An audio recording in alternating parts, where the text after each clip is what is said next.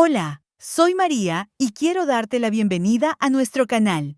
Ahora, ponte cómoda y relájate, que te voy a contar una historia. ¿Estás lista, amiga? El silencio era ensordecedor. Fue lo primero que noté cuando bajé a la sala de estar esta mañana. No era el silencio habitual de una casa vacía. Un silencio.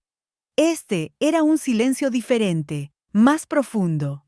Un silencio incorrecto.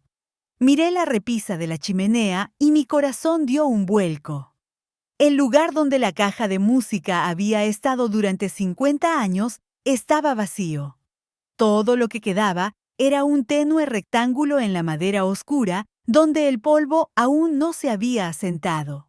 La caja, un regalo de Roberto en nuestro primer aniversario. Lo único a lo que le daba cuerda cada mañana, escuchando la suave melodía que se había convertido en la banda sonora de nuestras vidas. Había desaparecido.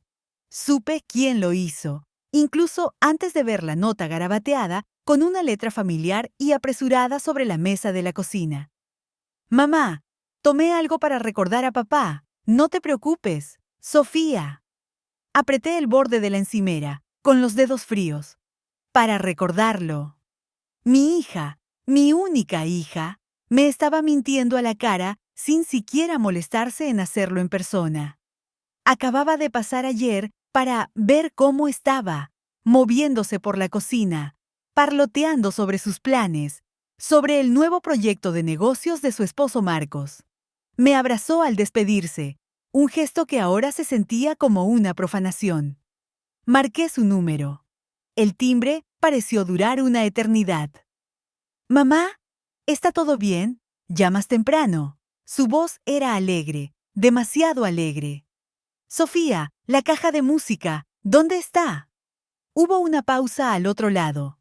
«Ah, eso. Mamá, escucha, no empieces». Marcos necesitaba dinero en efectivo con urgencia para sus inversores. Era solo una garantía. La íbamos a recuperar. «La vendiste», susurré, sintiendo que el suelo se abría bajo mis pies. «Bueno, técnicamente, sí. Pero, ¿cuál es la diferencia? Es solo una cosa, una vieja caja de madera. Solo estaba acumulando polvo en una repisa. Nosotros tenemos una vida real, problemas reales. Roberto lo habría entendido. No te atrevas a decirme lo que tu padre habría entendido, grité, sorprendida por la fuerza de mi propia voz. Cálmate, mamá. No es bueno para ti alterarte tanto. Te devolveremos el dinero cuando podamos. Solo déjalo pasar. Colgó.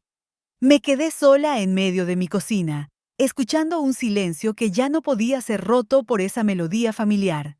Sofía no lo entendía. No se trataba del dinero. Esa caja de música era mi ritual, mi conexión con mi esposo. Cada mañana, al girar esa llave, sentía su presencia. Ahora, mi propia hija me había robado eso también. Pero en ese momento, mirando el espacio vacío en la repisa, lo comprendí. Esto no era solo un robo. Era una declaración de guerra. Y yo, una viuda de 72 años, que todos creían débil y rota por el dolor, decidí luchar. Nuestro pueblo era pequeño, del tipo donde todos se conocen, y solo había 2 tiendas de antigüedades capaces de tasar y comprar una caja de música suiza del siglo XIX. Empecé por la que estaba más alejada del centro. Tesoros de Morales. El señor Morales, un caballero de pelo cano y ojos amables detrás de sus gafas, conocía a Roberto de la época en que estuvieron juntos en el consejo municipal. Levantó la vista de un viejo reloj que estaba reparando, y su rostro se suavizó inmediatamente con simpatía. «Elena, qué sorpresa. ¿En qué puedo ayudarla?» Puse una foto de la caja de música de nuestro álbum familiar sobre el mostrador. «Le trajeron esto ayer. Mi hija la vendió. ¿La ha visto?» El señor Morales miró atentamente la foto y luego a mí. Se quitó las gafas y las limpió. «Sí, la he visto. Una joven. Se presentó como su hija. Dijo que usted había decidido vender algunas cosas para hacer la vida más fácil. Lo dijo con evidente duda. Pude ver que no le había creído a Sofía ni por un segundo, pero los negocios son los negocios. Yo no la vendí, ella la robó, dije, con voz baja pero firme. El anciano suspiró y asintió, como si mis palabras confirmaran sus peores temores. Eso pensé. Tenía mucha prisa. Le di $600. Es un crimen por una pieza como esta, pero aceptó sin pensarlo 2 veces. Dijo que necesitaba el dinero de inmediato. Me dolió el corazón. $600 por una reliquia que valía docenas de veces más. Por un recuerdo que no tenía precio. ¿Ya está vendida?, pregunté, temiendo la respuesta.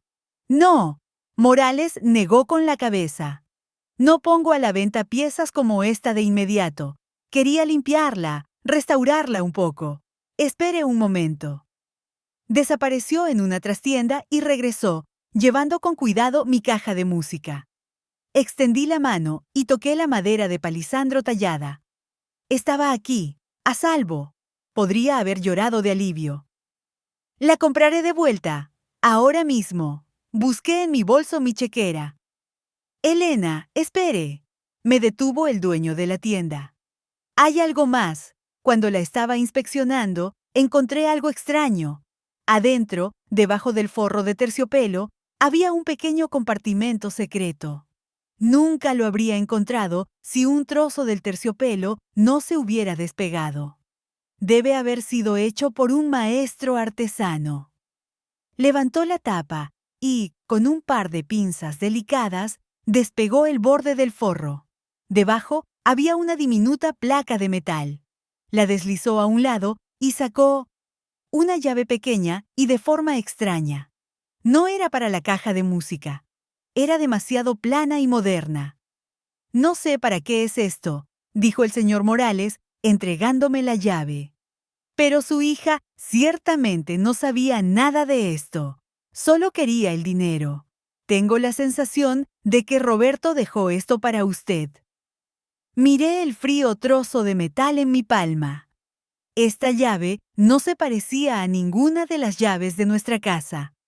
Roberto, mi tranquilo y predecible Roberto, un arquitecto que amaba el orden en todo, tenía secretos. Y esta pequeña llave era el primer paso para descubrirlos. La llave pareció quemarme la palma durante todo el camino a casa. Era para una caja de seguridad. Me di cuenta tan pronto como vi los números y el logotipo del banco grabados en ella. First National Trust, su sucursal, estaba en la siguiente ciudad, una más grande. ¿Por qué Roberto tendría una caja de seguridad allí, a 30 millas de casa? Al día siguiente, después de mentirle a Sofía por teléfono, diciéndole que me sentía mal y que estaría en cama todo el día, conduje hasta esa ciudad. Mi corazón latía con fuerza mientras le entregaba la llave y los documentos que probaban que yo era la albacea de Roberto al empleado del banco. Tras una breve verificación, me llevaron a la bóveda. El aire frío y las filas de silenciosas puertas metálicas aumentaron mi ansiedad. La caja era pequeña. Esperaba ver cualquier cosa. Fajos de billetes, joyas, títulos de propiedades secretas. Pero adentro solo había un objeto. Un grueso diario encuadernado en cuero que le había regalado a Roberto en su último cumpleaños. Recordé cómo había sonreído y dicho que ya no tenía nada que escribir, excepto recordatorios de citas médicas. Había mentido. Me senté en una pequeña mesa en la sala de visitas privada y lo abrí.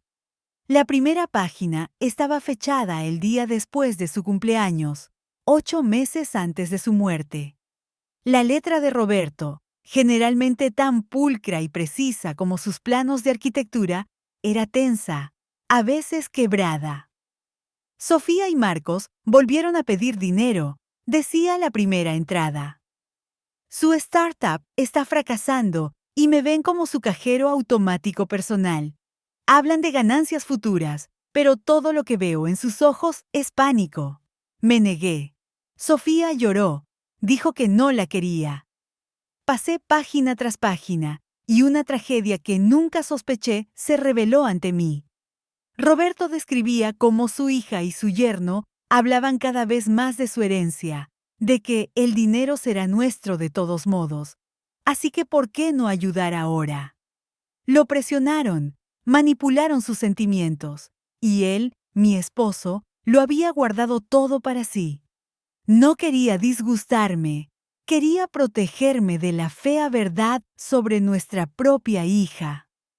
Las últimas entradas eran las más alarmantes. He contratado a alguien. Necesito revisar sus cuentas. Algo anda mal aquí. Marcos está demasiado confiado para un hombre al borde de la bancarrota. Mencionó algunas inversiones garantizadas. Tengo que saber en qué ha metido a Sofía. Y luego, en la última página escrita, fechada una semana antes del ataque al corazón que lo mató. Es mucho peor de lo que pensaba. No son solo deudas. Esto es fraude. Grandes préstamos tomados contra activos inexistentes. Marcos la ha metido en una estafa. Y me están mirando a mí, a nuestra casa, a nuestros ahorros. Están esperando que me muera. Tengo que proteger a Elena. No puede quedarse sola para enfrentarlos. He comenzado a tomar medidas. La caja de música es solo el comienzo. La llave es el primer paso. Si ella está leyendo esto, significa que se me acabó el tiempo. Significa que ya han venido por lo que es suyo. Cerré el diario.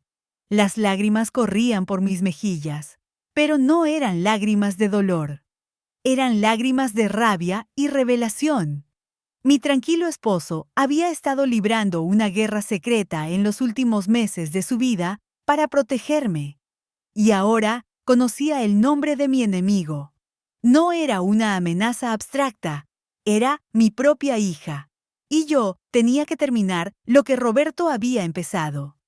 Cuando llegué a casa, escondí el diario de Roberto y comencé mi propia investigación silenciosa. Yo era solo una bibliotecaria jubilada, pero décadas entre libros me habían enseñado a organizar información y encontrar lo que está oculto. Empecé con nuestras finanzas conjuntas. Todo estaba en perfecto orden, tal como esperaba de Roberto. Pero entre sus papeles encontré varias carpetas marcadas con códigos extraños que nunca antes había notado. Dentro había informes del mercado de valores, estados de cuenta de una firma de corretaje de la que nunca había oído hablar. Roberto, que siempre había parecido tan conservador con el dinero, aparentemente había estado jugando un complejo juego de inversiones. Esa noche, Sofía llamó. Su voz era tan dulce como la miel envenenada. «Mami, ¿cómo te sientes?» Estaba tan preocupada. «Mejor, gracias», respondí de manera uniforme. «Escucha, estaba pensando, estás sola en esa casa tan grande. Debe ser difícil para ti lidiar con todas las facturas, los impuestos. Papá se encargaba de todo eso. Quizás Marcos y yo podríamos ayudar. Podríamos hacernos cargo del papeleo para que tú puedas relajarte». La oferta, que habría sonado como una conmovedora preocupación hace solo una semana, ahora sonaba como una amenaza descarada. Querían acceso a los documentos, estaban buscando el dinero. «Gracias, cariño, pero me las estoy arreglando bien. Tu padre dejó todo en perfecto orden». «Pero podrías pasar algo por alto». Su voz se volvió más insistente. «Algún detalle importante. Solo queremos ayudar. Marcos verá a nuestro asesor financiero la próxima semana. Podría llevar tus papeles con él, solo para que un profesional les eche un vistazo». «Lo pensaré», dije, solo para terminar la conversación. Después de colgar, sentí un escalofrío. Estaban haciendo su movimiento.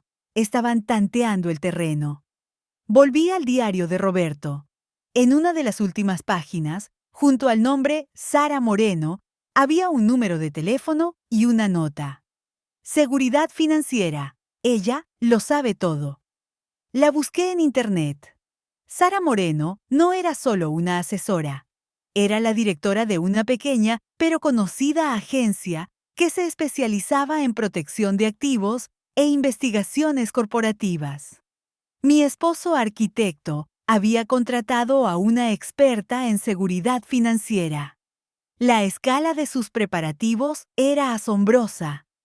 Miré el número de teléfono, dudando en marcar. Significaba entrar en un mundo que no conocía y temía. Un mundo de abogados, investigadores privados y cuentas ocultas. Pero luego recordé la voz fría de Sofía y el espacio vacío en la repisa. Roberto no quería que me quedara sola y se aseguró de que tuviera aliados. Tomé el teléfono y marqué el número. Señora Vance, esperaba su llamada. La voz de Sara Moreno era tranquila y profesional, sin asomo de sorpresa. Acordamos reunirnos al día siguiente en su oficina en la ciudad. La oficina era discreta, pero cara. Sara misma era una mujer de unos 50 años, con una mirada aguda y una voluntad de hierro. No perdió el tiempo en cumplidos. Roberto era un hombre muy perspicaz. Comenzó, colocando un grueso expediente frente a mí. Vino a verme hace 4 meses. Sospechaba que su yerno estaba jugando sucio y quería asegurar sus activos en caso de que algo le sucediera. Abrió el expediente. Hicimos una verificación completa de antecedentes de la empresa de Marcos,